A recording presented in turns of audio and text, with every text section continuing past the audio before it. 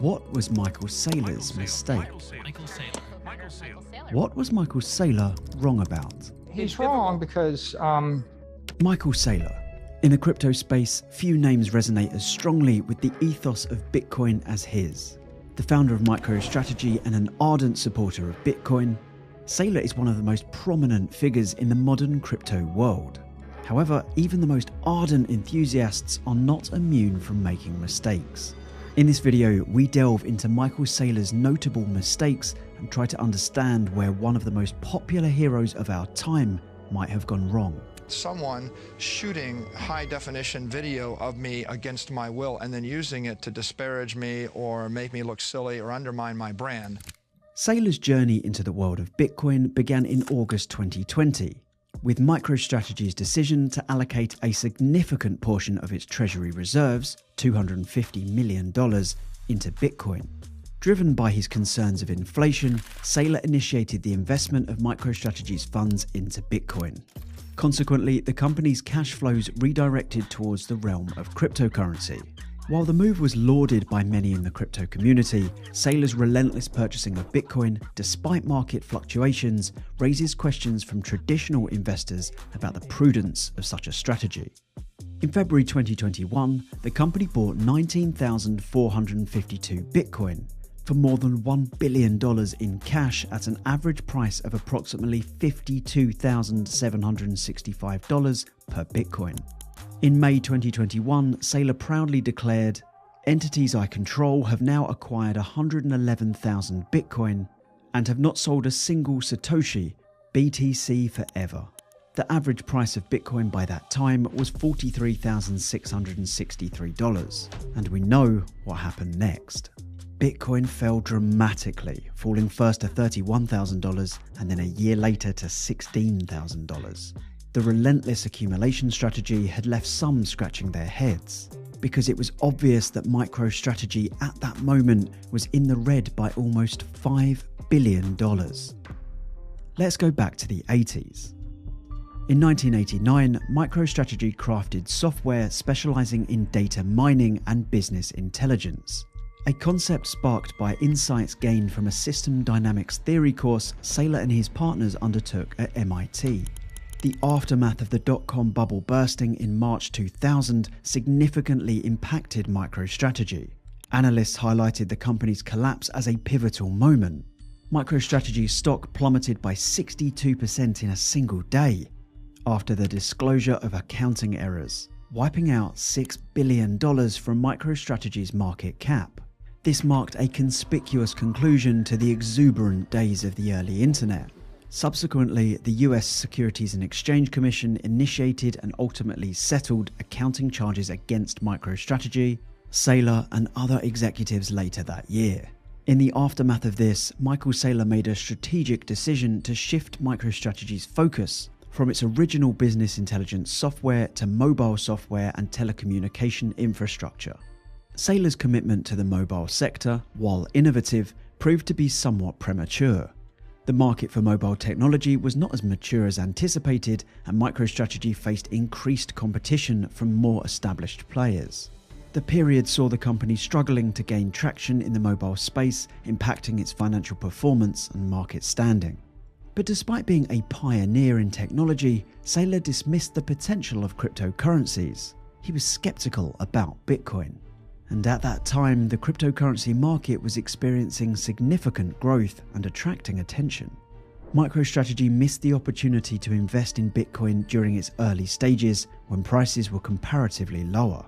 In 2013 to 2019, as the cryptocurrency market continued to mature, the narrative around Bitcoin began to shift.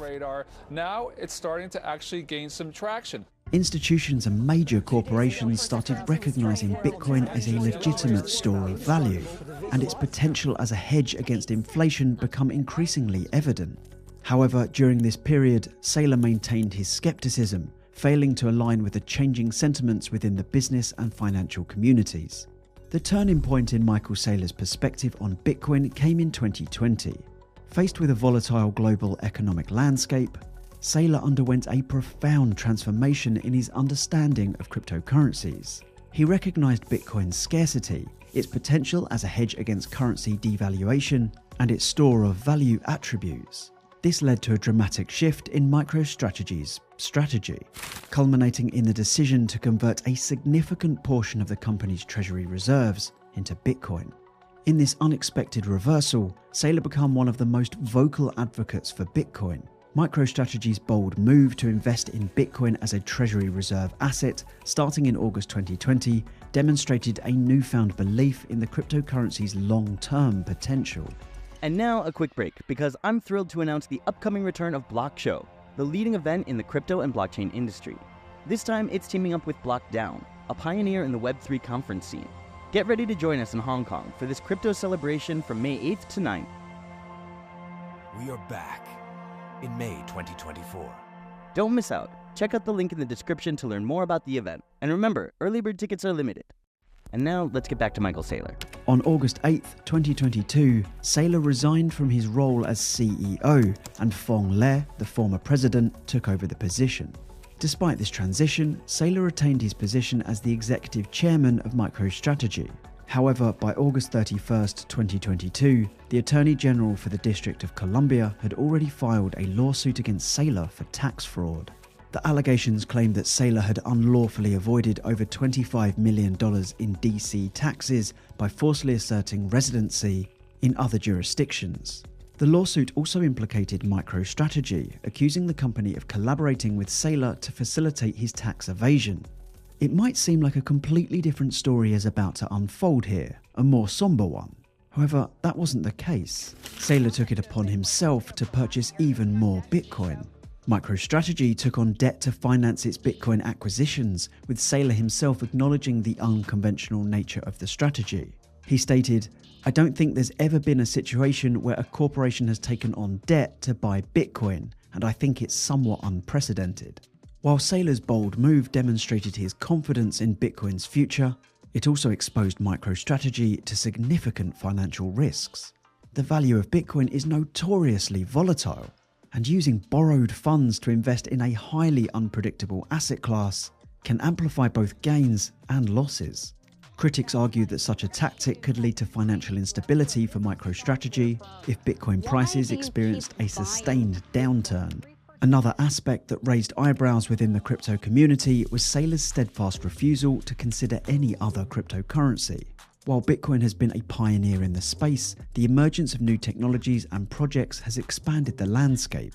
Saylor's reluctance to explore alternatives or acknowledge the potential of other cryptocurrencies has been viewed by some as a missed opportunity for MicroStrategy to diversify its holdings and potentially enhance its overall portfolio performance. One of the criticisms stems from the timing of these massive Bitcoin purchases.